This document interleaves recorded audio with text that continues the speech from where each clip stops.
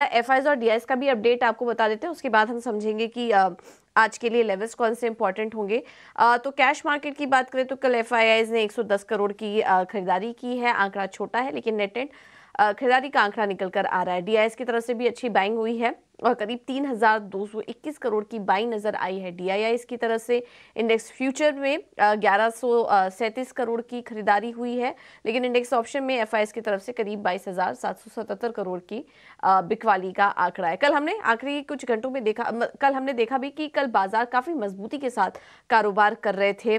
Nifty 385 अंकों पर close हुआ। बैंक निफ्टी में शानदार तेजी देखने को मिली है और अभी आज के लिए भी जो क्यूज नजर आ रहे हैं वो भी पॉजिटिव हैं। तो आज किन लेवल्स पर नजर रखनी है आपको निफ्टी और बैंक निफ्टी में, ये एक बार समझ लेते हैं। हमारे साथ डिम्पी कालरा जुड़ चुके हैं मुंबई स्टूडियो से पूरा अपडेट लेकर। डिम्पी, गुड मॉर्निंग, बताइए। गुड मॉर्निंग पूजा। देखिए, अगर आप मार्केट के लिहाज से देख रहे हैं तो कल का दिन काफ़ी शानदार था और उम्मीद करते हैं आज भी आपको गैप का एक बेनिफिट मिलेगा, लेकिन एक गैप आपको ना रेजिस्टेंस एरिया के आसपास भी लेके जा रहा है। कल देखिए, हमने आपको एक नोटिस कराया था, एफआईज का नंबर जैसे हमको 21% दिखा, हम बहुत कॉन्फिडेंट थे कि मार्केट के अंदर शॉर्ट कवरिंग आएगी और हमने खुल्लम खुल्ला आपको कल बताया कि कल शॉर्ट कवरिंग के लिए तैयार हो जाइए। और कल काफ़ी अच्छी शॉर्ट कवरिंग आई, रिलायंस और ओएनजीसी ने ट्रिगर किया। हालांकि रिलायंस का डिलीवरी वॉल्यूम मैंने चेक किया तो मेरे को बहुत ज़्यादा एक्साइटमेंट नहीं दिखी है। हो सकता है सेकंड डे रिलायंस थोड़ा ठंडा हो जाए, लेकिन किसके हाथ में बैटन जाएगा अभी थोड़ा कहना मुश्किल है। शायद ऑटो कंपनीज आ सकती है। मैं पहले जरा निफ्टी पे आता हूँ कि निफ्टी के अंदर कल क्या हुआ। कल लॉन्ग पोजीशंस बनी है, करीब करीब 1 से 1.25% के आसपास की पहले शॉर्ट्स हुई हैं, बाद में लॉन्ग बने हैं और ये 21,700 पे हम जाके बंद हुआ है, 700 प्लस पे जाके। 762 का वीवैम्प लेवल है, 21,800 का एक रेजिस्टेंस लेवल भी ऑप्शंस का। तो 21,762 से लेके जो 800 वाली रेंज है, पहले अगर पार हो गई तो शॉर्ट कवरिंग और आएगी और ये 22,000 तक भी बाजार को लेके जा सकती है। ये पहला पॉइंट है, क्योंकि कल एफआईज ने भी थोड़ा माल खरीदा है और करीब 3-3.5% इन्होंने अपनी होल्डिंग्स को बढ़ाई है। ध्यान रखने वाली बात यह है कि एफआईज तो खरीद रहे हैं और 3% कल उन्होंने, लेकिन डीआईज नहीं खरीद रहे। इस पूरी तेजी के अंदर डीआईज का कोई रोल नहीं है ज़्यादा, वो जस के तस खड़े हुए हैं, उसमें कुछ ज़्यादा फर्क नहीं पड़ रहा। तो ये पॉइंट टू बी नोटेड है। इसलिए एफआईज और रिटेल के बीच में जितनी चर्निंग होगी वो वॉलेटाइल होगी, क्योंकि डीआईज उसमें टिपिकली बैलेंसर वाला रोल अपनाते हैं। आते हैं नंबर्स पे, जो इस समय आप ऑप्शंस का ट्रेड देख पा रहे होंगे अपनी स्क्रीन पर, ये 22,000 करोड़ की सेलिंग का है और सभी सेगमेंट में बाइंग हुई है और सिर्फ ऑप्शंस में सेलिंग हुई है। इसका मतलब कल मार्केट में हेज करके मार्केट में खरीदा गया माल। एफआईज सीधा सीधा नहीं ले रहे थे, एफआईज जो भी माल ले रहे थे उसको थोड़ा थोड़ा हेज भी कर रहे थे किसी ना किसी चीज़ के साथ।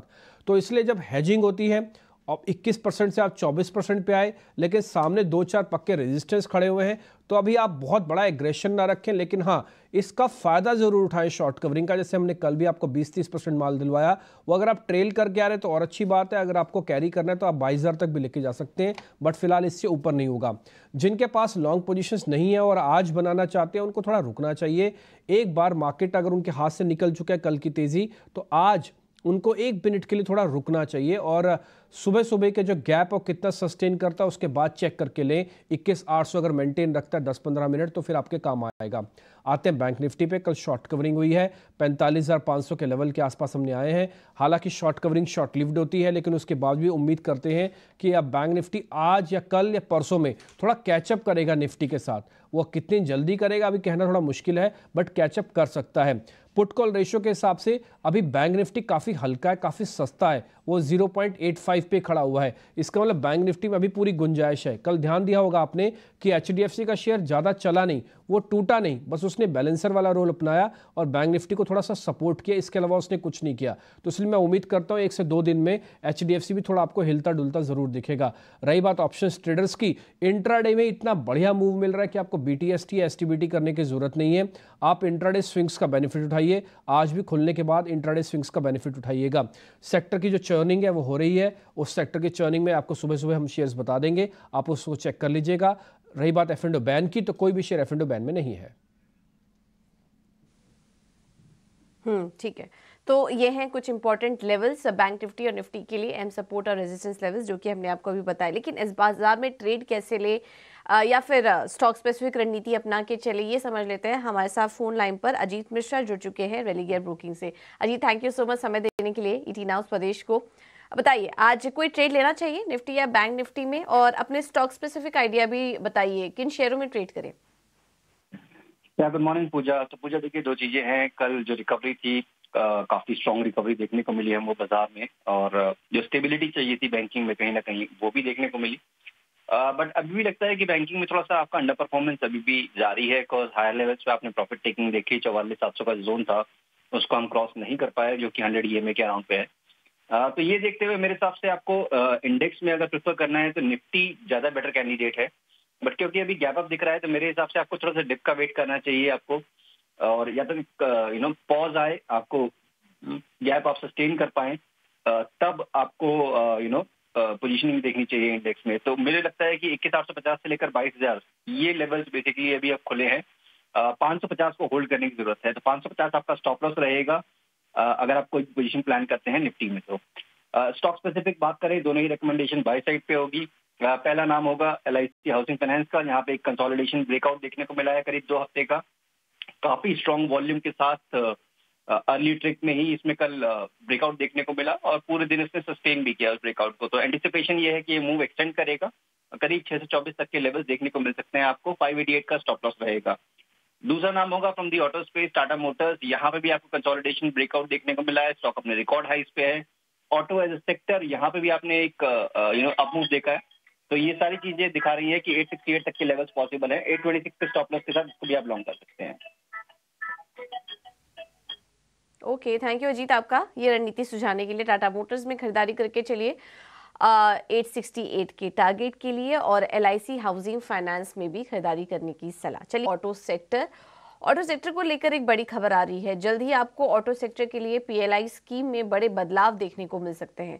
ईडी नाउ स्वदेश को सूत्रों के हवाले से जानकारी मिली है कि सरकार ने एक एक्सपर्ट कमेटी का गठन किया है। ज्यादा जानकारी के साथ हमारे सहयोगी समीर दीक्षित जुड़ गए हैं। समीर बताइए। ऑटो सेक्टर के लिए बड़ी राहत का ऐलान हम फुल फ्लेज बजट में होता हुआ देख सकते हैं। दरअसल ऑटो इंडस्ट्री PLI स्कीम को लेकर के एक डिमांड लगातार सरकार के सामने रख रही थी। डिमांड यही थी कि फिलहाल जो PLI स्कीम के तहत इंसेंटिव डिसबर्समेंट है वो सालाना होता है, और इंडस्ट्री की डिमांड ये थी कि इसको क्वार्टरली किया जाए।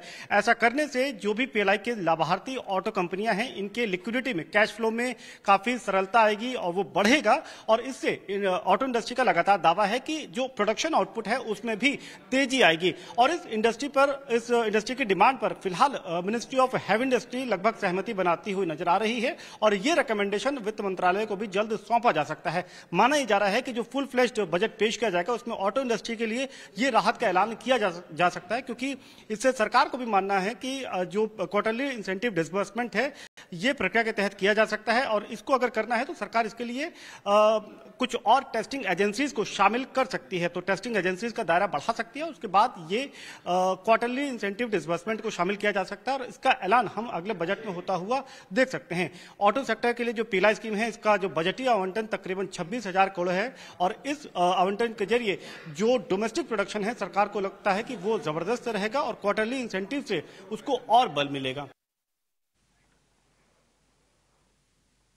बहुत बहुत शुक्रिया समीर आपका ये सारी जानकारी देने के लिए। तो बड़ी खबर आ रही है ऑटो सेक्टर से जुड़ी, और बजट से जुड़ी जो भी छोटे छोटे अपडेट्स आ रहे हैं वो हम आपके सामने एक एक करके रख रहे हैं। तो इस बजट पर ऑटो एंसिलरी स्टॉक्स पर भी फोकस रहेगा।